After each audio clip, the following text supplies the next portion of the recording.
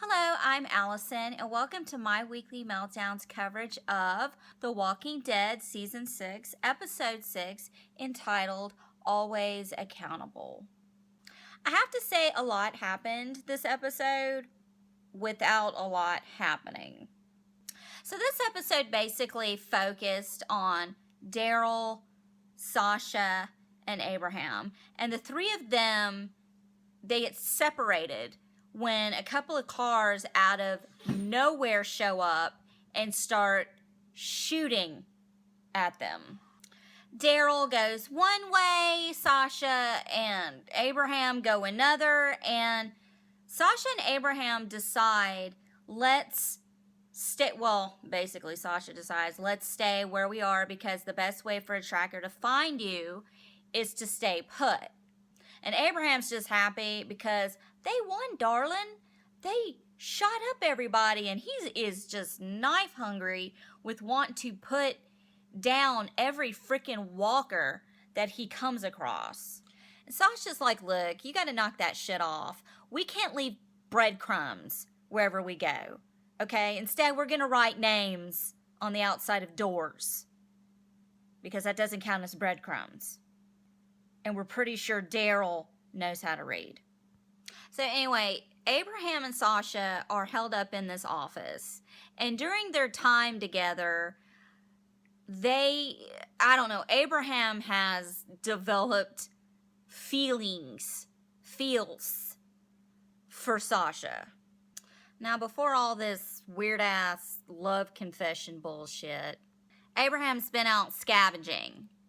And he comes across this military truck that has RPGs on it and a box of Cuban cigars. And also there is a walker who's got the RPG launcher strapped to his back.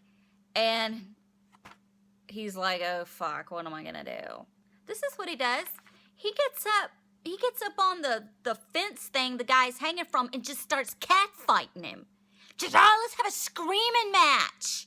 He gets into it, and then he jumps off and lights up his cigar, and then this poor walker, he just slides off the fence and leaves the little rocket launcher right there for Abraham.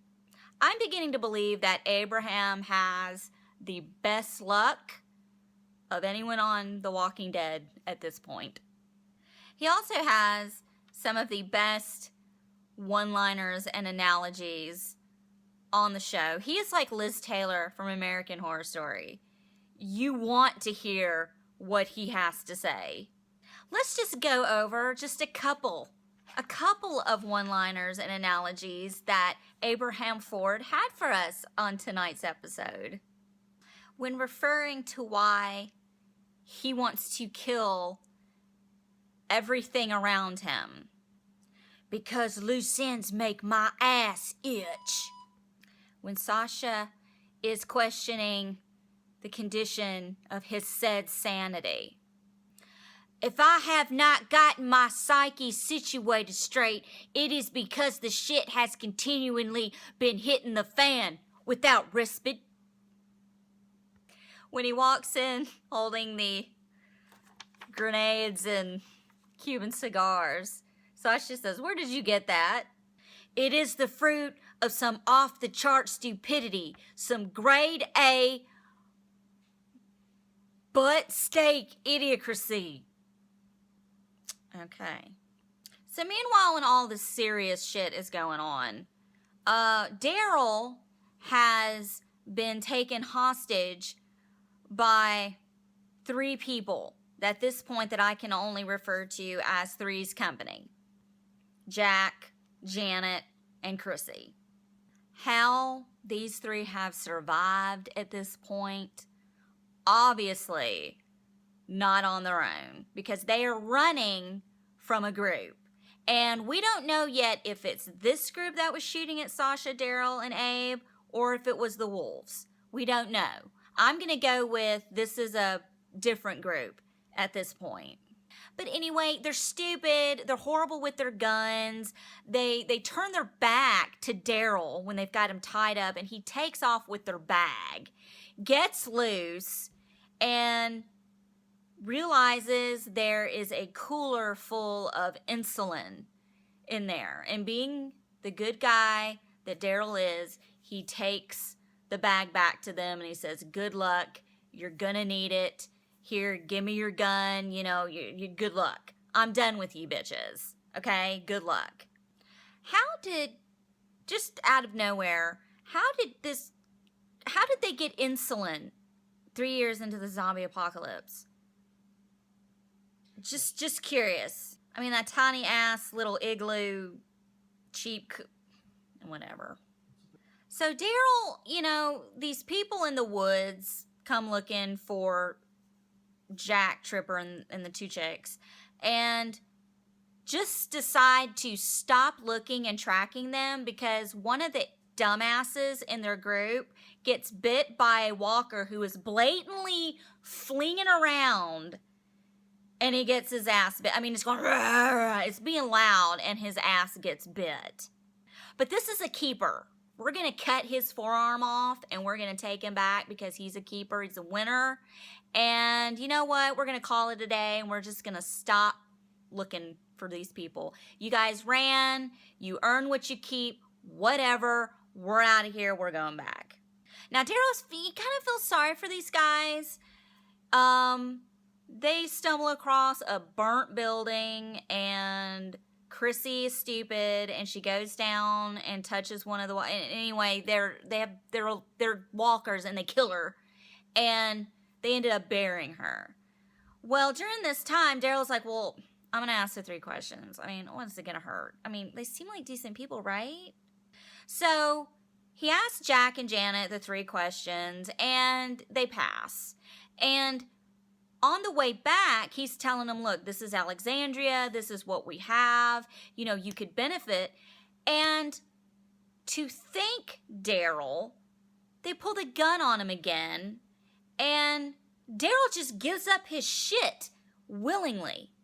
I mean, Jack Tripper just told him, I've never killed anyone. And when he's got the gun in his face, he doesn't even shoot him. He shoots. I mean, he's not going to shoot him.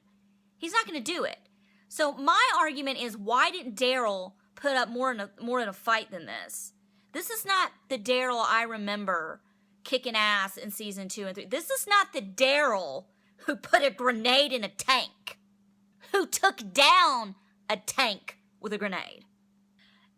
Anyway, so he lets them go, and they're like, we're sorry. And he's like, yeah, you're gonna be. Yeah, you're gonna be sorry. Because that's Daryl fucking Dixon.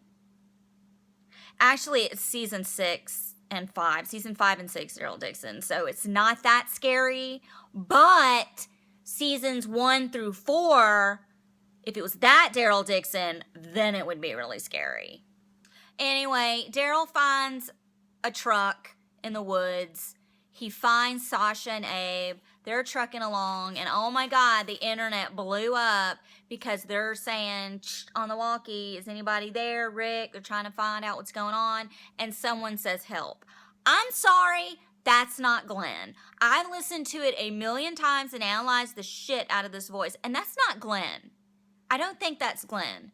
Granted, he fell off the dumpster with a walkie-talkie, but I'm sorry. I may be eating these words later on, but it is not Glenn.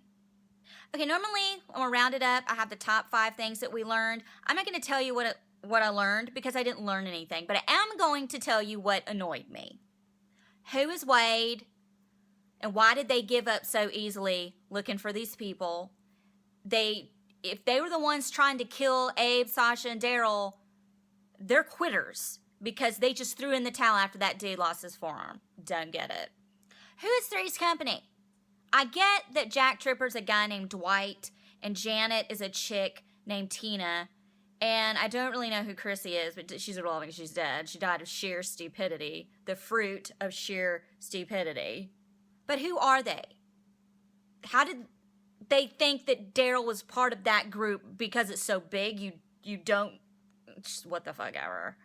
And what have I said? I've been saying it from day one. When you let people go without a fight, it is going to come back and bite you in the ass. I am livid that Daryl is doing this. Granted, he had a gun in his face, but the guy admitted, I've never killed anyone. So the guy's not gonna, no, he will throw the gun at you before he shoots you in the face. Okay? Just, Daryl could have totally he could have done something. He could have done something, but he didn't do it. He just wussed out. Daryl wussed out. I love Daryl. Trust me, I love Daryl. I'm a Daryl girl, I'm a Rick girl. Depends on my mood. But he totally pussed out. I don't get it. And last but not least, F you, AMC. And this is why. I had to watch the first 22 minutes of Into the Badlands before I could see the preview of next week's Walking Dead. That was totally unnecessary and making me wait another hour to watch The Talking Dead. I would much rather you move The Walking Dead an hour so I could have The Walking Dead and Talking Dead together. It doesn't matter. As long as it's on and it's an hour later, I don't care. And we only have 2 episodes until the winter break. Who else are they going to pussify at this point? I don't know. If Rick does something to piss me off, I may have to use a bleep. I might have to start using a bleep button. All right, I'm going to give some shout outs real quick to some great Walking Dead groups on Facebook that are nice enough to allow me to post this each week on their sites. First, I'd like to say thank you to Rants and Giggles, The Walking Dead. It's a comedic Facebook group, and they are hilarious. The Walking Dead Virus, The Walking Dead Fan Family, The Walking Dead Talk, Fear the Walking Dead in all caps. We are the real Walking Dead fans. We are the Walking Dead. Everything the Walking Dead. Do you fear the Walking Dead? The True Zombie Apocalypse, Walking Dead Rejects, and the Real Walking Dead group. And there are a ton of groups. And if you would like for me to give you a shout out, please let me know. I do this because I love it. And this is the forum that I choose to express how I feel about TV shows in general. And I appreciate you guys letting me nest on your group pages. So, please go like and share my weekly meltdown on Facebook and on YouTube, my weekly meltdown. And also go to Instagram and follow me at the.memphis.darling.com. And I'm also on Twitter at Summers, SOMMERS 1977. I'd like to give a shout out real quick to a really good friend of mine, Ronrico. He watches all of these every week, and he always gives me amazing feedback. And Finley sends his love, but he's in a corner muzzled right now. And with that being said, I hope everyone is happy and enjoying life and doing what you were meant to be doing on this earth. And if you're not, you have no one to blame but yourself. And remember, you gotta tie up loose ends or it'll make your ass itch. Good night.